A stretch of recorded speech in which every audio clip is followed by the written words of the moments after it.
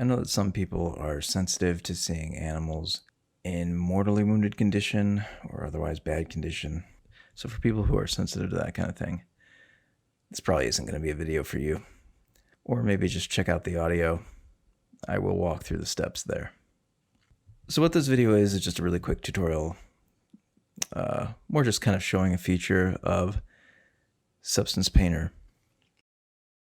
Now, I personally ran into a problem where I needed to switch out the model that I was using for a Substance Paint project. So the first thing you want to do is you want to look at your layers and go ahead and group those layers into one folder.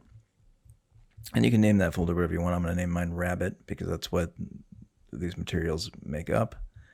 These layers make up. And then what you want to do is go right click on your folder and go ahead and select Create Smart Material. Out of that, I've already done that, so I'm not going to do that step here.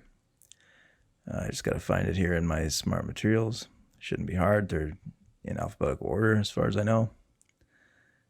I think I saw it there. Yeah. So there it is. So there's our Smart Material.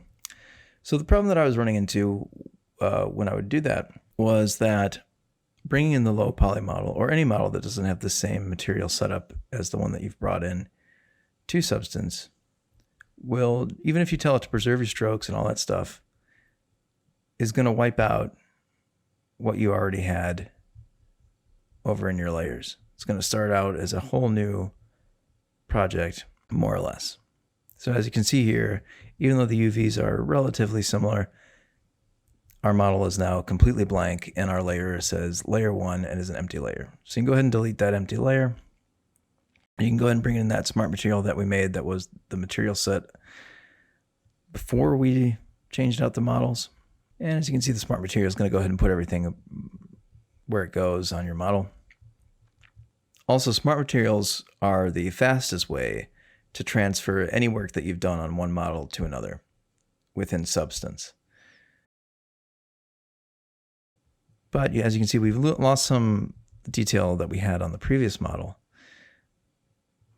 So one way to remedy that loss is just to go ahead and rebake your texture sets using the high poly version that you used previously. Or if you didn't use a high poly model, go ahead and use that one that you are bringing in now. It's going to recalculate all that stuff, which again, we'll give a minute to do.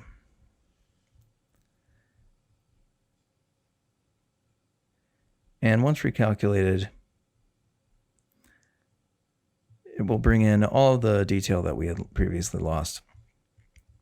And we'll give it a second to complete that process. There we go. So yeah, it brings in all that detail that would have been lost otherwise. And to give you an idea of the difference that we're talking about here, this model here is 6,000 polygons, and the model that it's replacing was 6 million polygons.